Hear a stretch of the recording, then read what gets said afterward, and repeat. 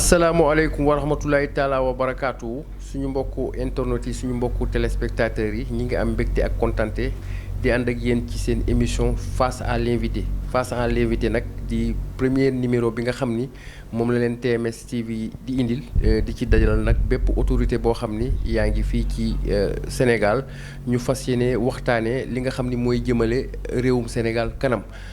di profito ci occasion bi nag di nuyu borom kër gi di la xalif général des Guinée di Thierno Moule Sow di le roi médecine traditionnelle the king of the king tey nag numéro bu njëkk maa ngi koy amalee fii ci Parcelles Assainies ci kër Mamadou Gueye l'original di président génération originale nekk conseiller municipal ci mairie Parcelles Assainies nekk également vice-président commission finance mais nekk également responsable politique APR fii ci Parcelles Assainies kon Mamadou Gueye ñi ngi lay nuyu di la dalal ci TMS TV. waaw sëñ Fall ñu ngi lay fay di vraiment nuyu auditeurs téléspectateurs TMS TV yëpp. di nuyu aussi Serigne Moule Sow. merci. sama laaj bu njëkk mooy Mamadou Gueye l'original ñu bëggoon xam lan moo indi l'original. waaw l'original bi moom laa yàgg wax c'est une longue histoire. joxuma ko sama bopp. nit ñi ma ko jox suivant ni may comporté woon si yenn situation yi. déjà rek ba ma nekkee ndaw j'avais cet esprit créatif. mooy que di créer. je prends l'exemple boo xam ne après Yoff yëpp dañ ko copier xale yëpp. mooy que dama woon suñu ndaw yi ne leen ñëw leen dañu war a di cotiser chaque jour 10 francs. donc ma yor carnet bi di def samay tableau yëpp. te cotisation yi moo tax ñu am ñaari paires yu maillot. jënd ko si sama papa artiste la mu floquel ñu ko. donc mu nekk genre voilà boom boo xam ne xale yi ñu màggandool ñëpp mu jëbut ay maillot. et c'était tellement très bien organisé au niveau de Yoff. mais bu ñu demee ci cadre professionnel surtout fa la gën a génne. parce que yàlla def na ne man damay liggéey ci privé catholique. Cour Sainte-Marie de Hann. ñu am benn direction boo xam ne dañ ñëwoon pour faagaagal askan wi wàññi personnel bi. muy ay nasaraan. donc ñu xeex ak ñoom xeex bu metti man nekk le délégué du personnel bi nga xam ne daal maa gënoon a lakkale. donc xeex ak ñoom lu mosul am privé catholique ñoo ko fa indi. ba yàlla jàppale ñu ba ñu évincer quand même cette direction là indil ñu André Sonko. donc man ça fait 5 ans ci man maay le secrétaire national chargé des revendications de l'enseignement privé catholique. te jullit la su ma la nee la woon fa woon ñàkkoon lan nga may tontu. waaw loolu suñu bàkk la ay lébu lañ. ay lébu lañ c'est normal. c'est normal que fu dëgg jotee ñu wax ko. bu ful la taxawee aussi ñu necc rek. donc ci loolu aussi originalité li ko gën a indi aussi combat syndical. bi nga xam ne mëne naa ko. ba tey ji coopérative d'habitat créé ko. joxe plus de 500 et quelques logements et terrains aux travailleurs. ak quelques sénégalais yi. créé aussi bokk ci ñi créé mutuelle de santé bu privé catholique. donc de tels agissements à la limite gars yi daal boo waxee rek ñu ne Gueye l'original daal original. et puis sur le plan politique aussi. yu bëri aussi bi ñu duggee ci wàllu politique ça fait maintenant 12 ans. donc gis nañ ne ay actions majeures. action sociale d'envergure la ñuy teg loo xam ne askan wi da koy soxla dëgg. foofu la ñuy piqué. ba keroog bi may maye ñaari ambulance médicalisée préfet. moom ci boppam d'accord na ne original bi takkal naa la ko Gueye l'original en pleine cérémonie. alors ma bëggoon ñu aborder question bu njëkk bi rek jëm ci wàllum Thierno Alassane Sall. ku nekk xam na ni nekkoon na jëwriñ ci gouvernement Macky Sall. mu dem ba nekkatu fa fan yi ñu dégg ko muy def ay sorties yu doy waar bay révéler ay secret ay waxtaan yu mu amoon ak digganteem ak Macky Sall ak Mahammed Boun Abdallah Dionne. comportement Thierno Alassane Sall nan nga ñu ko mën a jàngatalee. bon pour moi à mon avis personnel c'est un comportement enfantin. c'est-à-dire que quand on est un homme d'État il faut vraiment am na yoo xam da nga koy moytu.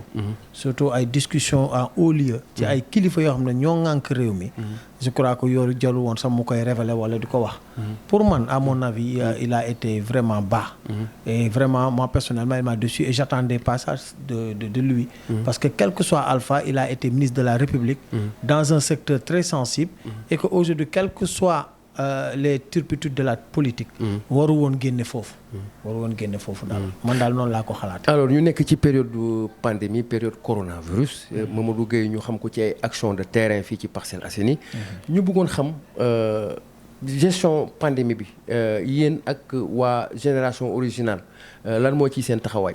waaw xam nga def nañ ci taxawaay bu mucc ayib fii ci Parcelles vraiment parce que au départ en tant que conseiller bi mbir mi ne amee rek moi j'avais tout le temps prôné et demandé au maire mu def li naan un conseil municipal extraordinaire pour que quand même ñu mën a jàppale askanu Parcelles Assainies ci mbas mi parce qu'à l'époque on avait un excédent budgétaire de 392 millions donc mu bañ da ko mujj loolu sax da ko mujj reporté ci exercice su 2020 kon yooyu dinay faral di am ci mairie Parcelles ngeen am excédent budgétaire de 392 millions day am parce que en réalité liggéey amu fa quoi nous on ne comprend pas ce qui se passe parce que tey mairie bu liggéeyoon correctement du ma ne du ñu am excédent budgétaire mais du tollu niveau boobu donc bi ma ko heurtelee ci pour mu def conseil municipal extraordinaire ñu jàppale askanu Parcelles mais dafa bañ complètement donc ñu xeex bu metti yow nag Guèye gars yi dañuy wax ni da nga xaw a radical parce que dañuy gis souvent da ngay songu rek da ngay attaquer rek non mais c'est normal loo war a attaquer rek attaquer la parce que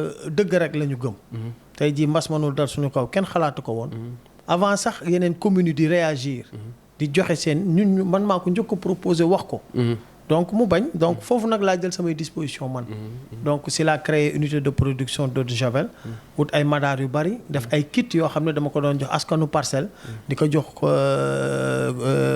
groupement féminin yi marché yi et cetera bi ma demee aussi ba gis ne aussi que dañuy dem ci port de masque obligatoire j'ai encore mis en place une unité de production de port de masque ñuy produire masque di ko jox askan wi di ko jox marché di ko jox nit ñi donc loolu moom xam naa ne def nañ ko ci Covid bi et durant une très longue période quand même.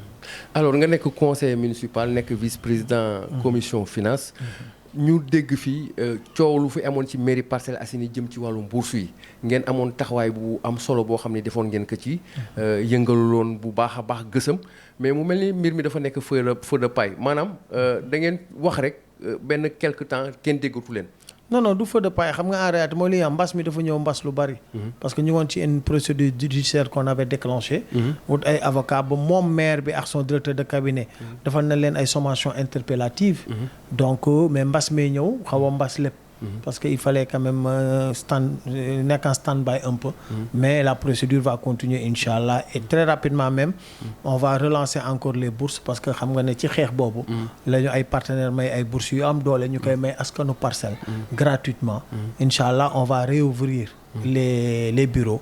pour continuer di may xale yi gratuitement. mais am ngeen yaakaar que ni li nga xam ni justice war na ko saytu jëm ci wàllum bourse yi am ngeen yaakaar que ni di ngeen ci am ndam. li am solo ñun am na ndam rek.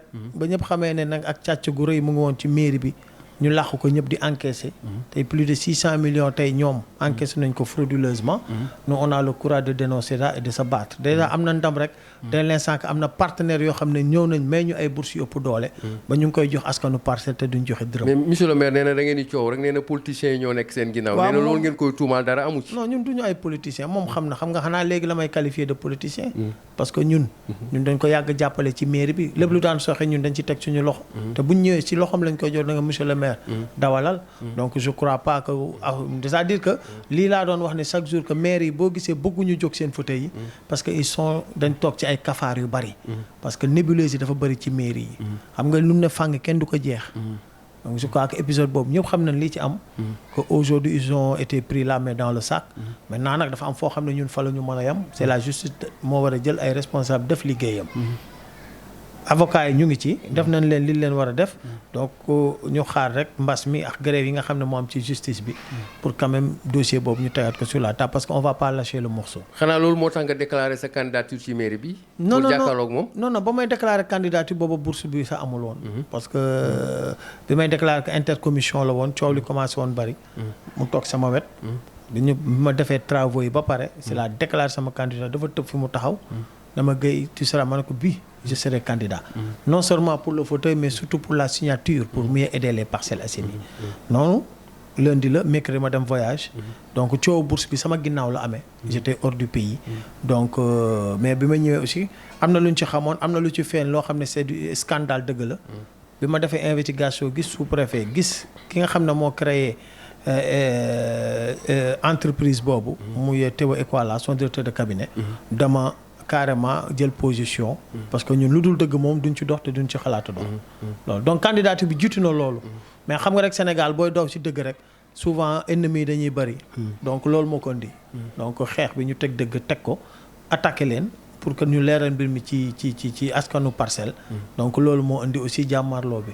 donc candidature bi jiitu na bourse yi parce que on avait vu que on a le deuxième meilleur budget du Sénégal à part Plateau. te on ne voit jamais de réalisation ni de changement sur le vécu des Parcellois. mais Guèye yaakaar nga ni candidature bi dana yomb bu ñu gisee que ki fi ne tey am na nekk na fi maire 2 fois am na ñuy lam-laamee que ni sax moom mooy candidature Macky Sall ci local yi te yow nga nekk responsable APR. mais loolu yaakaar nga ni dana yomb ci yow. non man yomb na bu yàgg parce que 12 ans man je suis au chevet des populations nekk Baye Fallou askan wi. je crois que ñi nekk. mais moom it il est au chevet des populations. il n'a jamais été au chevet des populations. ci naka Guèye parce que mënuñu la fal maire. pendant 2 mandats li nga fekkoon Parcelles Assainies yëpp yàq nga ko. li population bi amoon yëpp yàq nga ko te defoo fi dara. Moussa Sy a 0 réalisation Parcelles. or yéen vous êtes dans la presse. Moussa Sy fekk na fi. li nga xam ne mooy rajo municipal. mais ba léegi Guèye amul lenn loo xam ni mën ngeen ci duut baaraam que ni Moussa Sy moo yàq lii. moom laa lay wax ba ma déglu dinaa la wax xam nga ñun li ñu xam rek mooy que lim fi fekk yëpp yàqu na yëpp tëju na. rajo municipal ci presse nga nekk. xamoon nga ni mu meloon ci Parcelles Assainies. te ñi nga xam ne yëpp ñu ngi ci presse bi ñu bari fa lañ jaar ñu formé leen. si rajo Moussa Sy bi mu ñëwee rek la ko tëj la ko yàq. mais am na ñu ne Mbaye Ndiaye moo yàq affaire bi Moussa Sy dafa ñëw rek fekkee. mais nee nañ mbir mi ci loxo Mbaye Ndiaye la yàqu. loolu la askan bi di wax de. nee nañ ci loxo Mbaye Ndiaye la yàqu. déedéet ñun xam nañ li xew. parce que Mbaye Ndiaye dafa créer rajo bi muy fonctionner bu baax. nit ñi ñu leen ciy formé. am na bi mu ñëwee lii fi Mbaye Ndiaye defoon yëpp la yàq. dañu ne Karim Cissé ak Mbaye Ndiaye ñoo yàq. loolu waxam la moom. parce que en réalité communication moo graawoon à l'époque ba dafa doon amul nax nit ñi. ci ay kàddu moo tax ñu teg ko maire.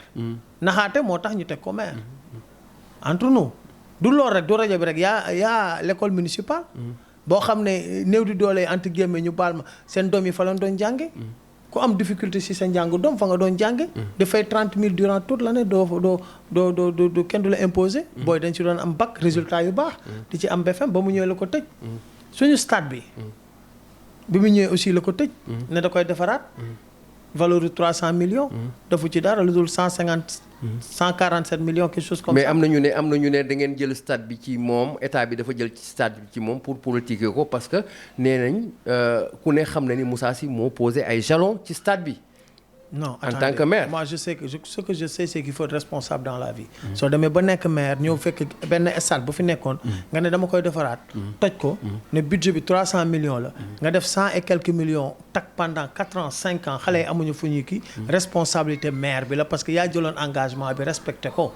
mais nee nañ gars yi nee nañ dañ ko doon galgal di ko jéem a bloqué que ni politiquement pour stade bi bañ a pare. non loolu wax parce que ku xam Moussa Sy xam ni moom sportif la te suye mooy stade bi pare. mais léegi galgaluñu ko ba mu dugal ci 150 millions.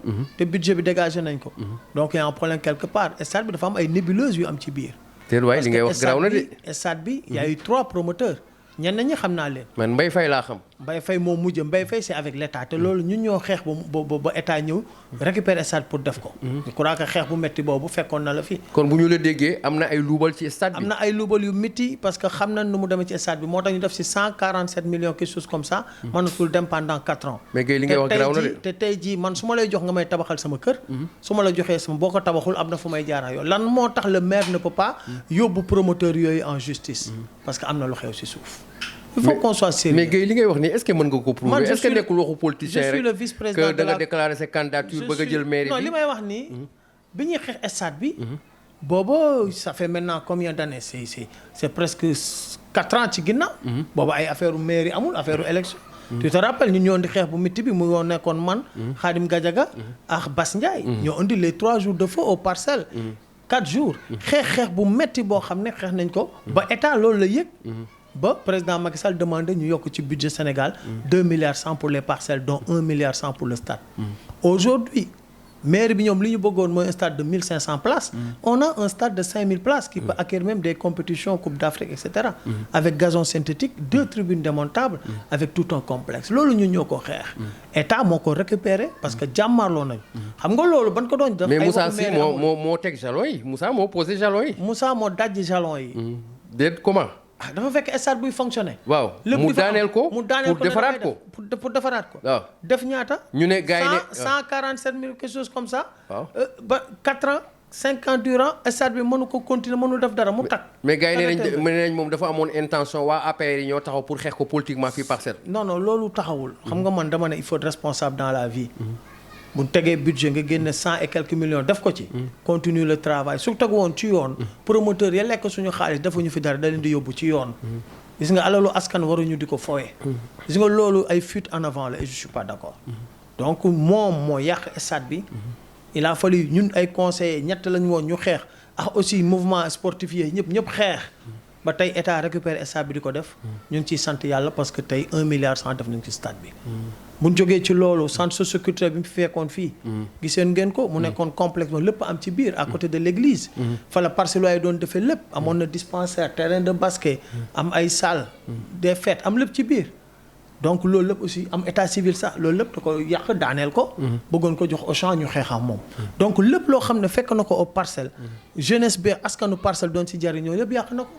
te pendant 2 mandats et demi 13 ans aucune réalisation mënoo taxaw ne lii c'est le maire qui l'a fait alors que tu as un budget chaque année qui dépasse les 2 milliards. cette année on a 2 milliards 480 millions de budget. mais noonu dëgg ce maire là n'aime pas les Parcelles. et pourtant ñaari yoon mi ngi nekk maire. non xam nga ñaari yoon yëpp mu ngi laqatu ci coalition. ñu fal ko. moo tax nag ñuy vraiment approuver dialogue national pour que mode bi ñuy voté maire yi. li leen di tànn ñu changer ko. parce que bu njëkk ba xam ngeen na mu demee. Pape Diop ko jàppale et cetera ay coalition avec Ablaye Wade et cetera. ñu jiital ko bii tamit gis ngeen ni mu demee. c'est Khalifa Sall qui a gagné c'est pas Moussa Sy ni aucun maire. mooy taxawu Dakar. taxaw Dakar ñoo gagné par rapport au bilan de Khalifa Sall. sur Dakar. sur les 19 communes les 17 taxaw Dakar moo ko gagné. te ba mu sa paree gis ngeen war na Khalifa Sall nekk ci leen. donc ñun daal xam nga Parcelles sax lii ñu gën a sax mooy wor-wor yi. wor-wor yi muy def moo sax moo ñu gën a tardel. mais Guèye est-ce que yow amuloo une dent contre Moussa Sy parce que fan yële ci ginnaaw ñu dégg la bi ko Macky Sall nommé PCA port. nga ne Moussa Sy est incompétent.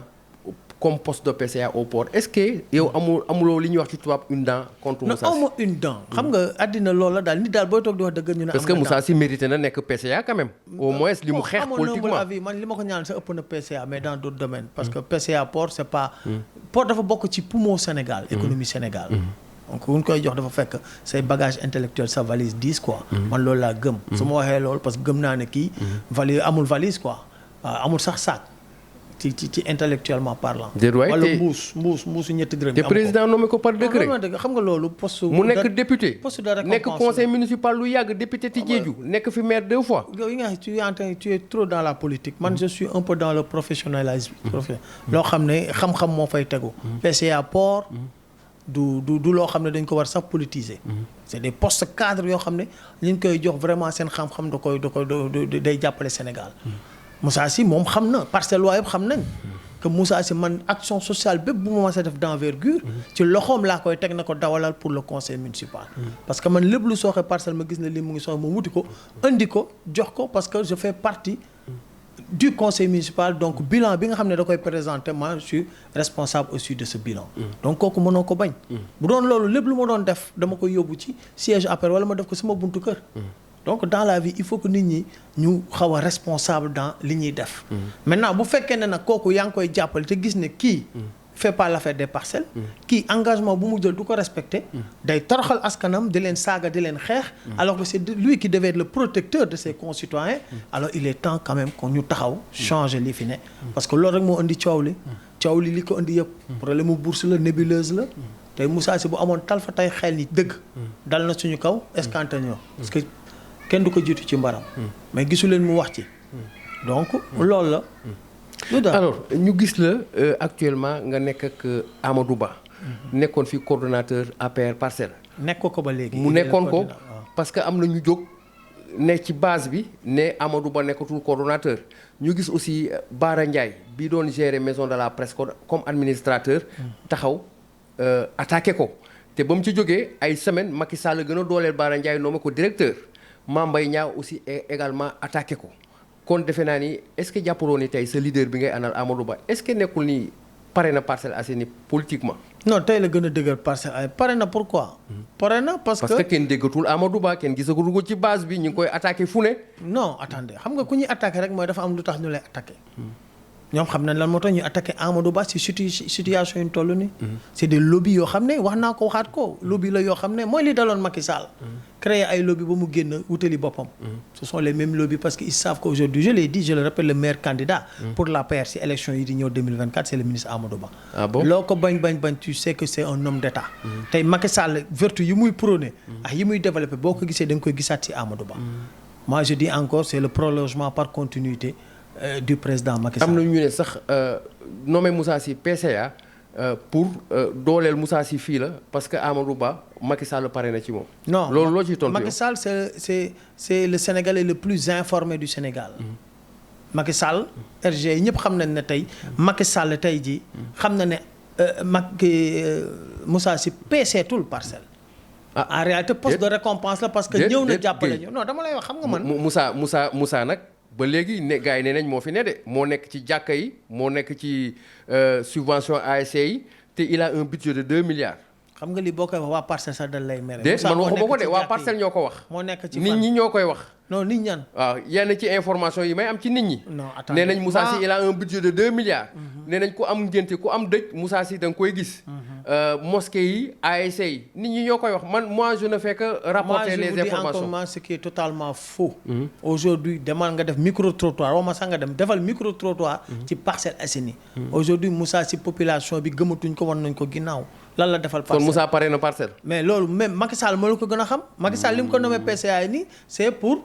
delloo weccit bi rek monnaie bi parce que Moussa ñëw na jàppale ko et puis il n'est pas le seul il l'a fait à d'autres qui ont rejoint la coalition Benno Bokk Yaakaar pour jàppale président donc au contraire poste bi ñu ko nommé c'est pour l'écarter carrément pour génn ko Parcelles la ku xam politique dëggantaan Njaay waaw on l'a tué parce que pourquoi vous regardez le cheminement ou le raisonnement du président Moussa le président l'a taxé de gros poisson ab lébu la man gros poisson dafay dugg ci ndox moo xam ne dafay xóot gros poisson boobu nga jëlaat ko yóbbu ko au port est-ce que foofu aussi président indiwuñ ko en erreur maanaam gëmloo ko ni Moussa Sy moo fi ne alors que tel n'est pas le cas mais Moussa Sy moo duñ ko induit en erreur boo xoolee cheminement bi Parcelles jaar ces 3-4 dernières années nga xam ne parce que il a les rapports des renseignements généraux donc mënuñu ko induire en erreur au contraire dafa am bor bu mu doon fayal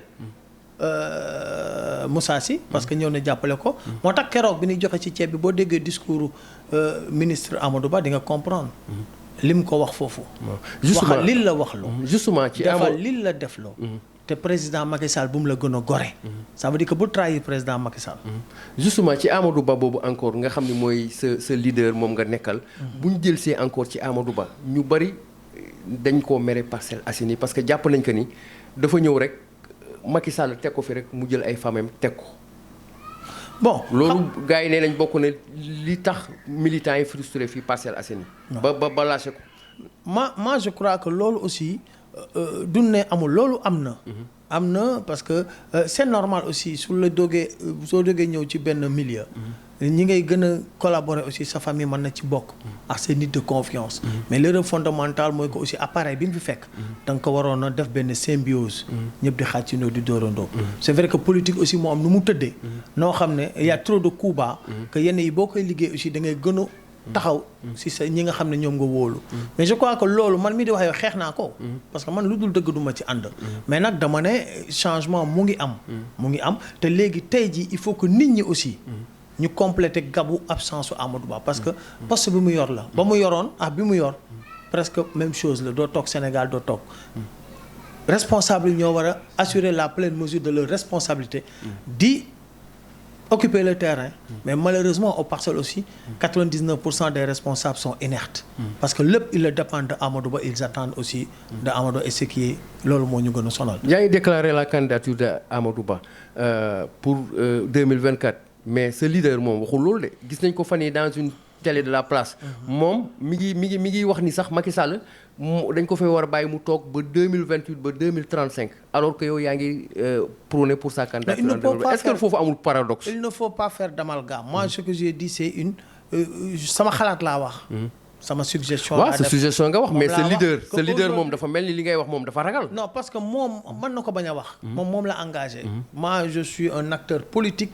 ok nekk ci localité bu. mais xam nga yow fit bi nga am bi ne ci yow. sa leader mën na ko bañ a am. non man fit moom grossiste laa si. du ma ci détaillant ni tablier. waaw ku la xam sax xam ni ku la xam parcelle xam ni Guèye moom fit lay demee. bu dëgg jotee dama koy wax dama ne. président Macky Sall moo ñu wax. ñëpp dégg ko. mu ne nul ne peut faire plus de 2 mandats consécutifs. comme moom pare na ci 2024 bi lay pare. waaye ni muy doxee moom dafa mel ni bëgg na 3e mandat. ko ci gémmiñam man mënuma ko juger. léegi bu posé laa jàpp te li mu wax la aussi lañ koy jàppale. maintenant nag du ñu toog ba 2024 ñuy xool kan moo fi war a ñëw. donc man sama xalaat laa wax. président moom mu ngi ci dernier mandat am. tey war nañu xalaat. préparer kenn pour mu jël relève pour continuer la vision de Benno Bokk Yaakaar muy 2035. et aujourd'hui moi je l'ai dit je le répète sama xalaat la. loolu laa gis. le prolongement par continuité ci ñiy def mat xam na luy prolongement par continuité. c'est le ministre Amadou Ba parce que toutes les qualités yii Macky Sall yor moom la yor Amadou Ba du xuloo donc fa gis lu ñaaw c'est un homme d'État qui aujourd'hui a un bon carnet d'adresse parce que mënoo nekk aussi le meilleur ministre des finances de l'Afrique de l'Ouest jóge fa ñu jox la diplomatie sénégalaise je crois qu'aujourd'hui le meilleur profil pour continuer la vision du président c'est le ministre Amadou Ba je dis pas que aujourd'hui candidat bi moom day nekk moom sama xalaat laa wax ci sama analyse ak cursus bi je dis le meilleur profil pour continuer la vision du président c'est le ministre Amadou Ba maintenant nag loolu moo tax xeex bi métti lobby yi métti pour génneloo ko wala pour indi ay jafe-jafe parce que aussi y a les machopi ñi nga xam ne bëgg nañ te ay machopi la nekk ay ragal aussi ok ñoo xam ne ñu ngi fi nekk ay ragal bëgg nañ di def ay lobby pour faagaagal ko et ça ne passera pas il restera dans l'APR continuant leur travail ñu ngi ñaan président mu jàppale ñu rek ci jàppale ko moom pour mu continuer. ñu ngi may signaler que ni sax waxtu bi ñu mayoon jeex na. xanaa ñu bàyyi la rek nga tàggali ko nga tàggali ko suñu mbokku internet ak téléspectateurs yi. nga waxaale ci également circoncision bi nga xam ni yaa ngi koy waajal. waaw comme chaque année rek social living. daaw def nañ 347 xale. xarafal leen jox leen ay yëre njulli jox leen ay kit sanitaire pour faju beex yëpp et ren bëgg nañ def plus de 800 xale te ak Covid bi aussi on a kañ la Inch'Allah on va démarrer le 5 bi di ñëw 5 septembre TMS dina la ci accompagner partout Inch'Allah maintenant ak Covid bi rassemblement bu métti bi amoon ak APES la ñu bëgg a wàññi donc ce sera sur 4 sites pendant 1 mois chaque week-end samedi dimanche am na fu ñuy dem xarafal suivant les demandes parce que gars yi ñu ngi remplir fiche yi demande yaa ngi daw loolu pour jàppale ko aussi askanu Parcelles parce que nag mbas na père de famille yu bari daal mais boobooy 3e édition bi ñu jëm donc lu ñu yàgg def la ci commune waaw tàggo bi rek mooy gërëm leen gërëm vraiment TMS di leen encourager aujourd'hui j'ai été agréablement séduit et surpris par la qualité li ma fi gis donc maa ngi leen di encourager di leen féliciter mais di lancer un appel fort à la population des Parcelles Assainies Parcelles war nañu yeewu tey Sénégal sax laay wax bu élection jotee ngeen gis politiciens yi ñëw indi leen ay t-shirt indi leen ay xartum ak 2000 francs ak ay sandwich loolu moom du mës a jóg ci réew mi non ñun ñoo koy changer loolu moom du jóg loolu laay prôner il faut que la nouvelle génération moom ñu ngi conscientiser vraiment les masses pour que tey ji ñoom bu ñu ñëwee def loolu bu ñu amee lu ñam kenn du leen gis ndox maa ngi sonal na Parcelles gisuñu leen Covid-19 partout foo dem au Sénégal c'est comme ça Covid-19 baa ngi nii man Parcelles laay gën a xam naa ne mais Parcelles dafa tar parce que on a un maire fainéant qui aujourd'hui ne peut absolument rien apporter aux Parcelles parce que loolu deful 13 ans mënoo ko def yéene la kon li ci kanam rawul yi bët li ci kaw mooy ne nag di ñaan président mu gaaw tëgg combat bi bu mu ko différé parce que nag bëgg a bëre rek bañ bëre kon président di la dégg peut-être nañu dimbali ngir yàlla rek tëgg combat bi kon te ku nekkoon ak Parcelles waa ji fi ne am na fi dara da koy nax loolu daal li ci kanam rawul yi bët kontaan nañ lool vraiment dalal la ci émission bi nga xam ni mi ngi tudd Face à l'invité ci TMS TV merci beaucoup kontaan nañ trop ci waxtaan bi di nuyu également ñi nga xam ni ñoo nekkoon ci caméra bi di Cheikh Kara également ak sama confrère Saliou aussi ci réalisation bi di leen jox dig daje ci yeneen i numéro jërë ngeen jëf. Merci.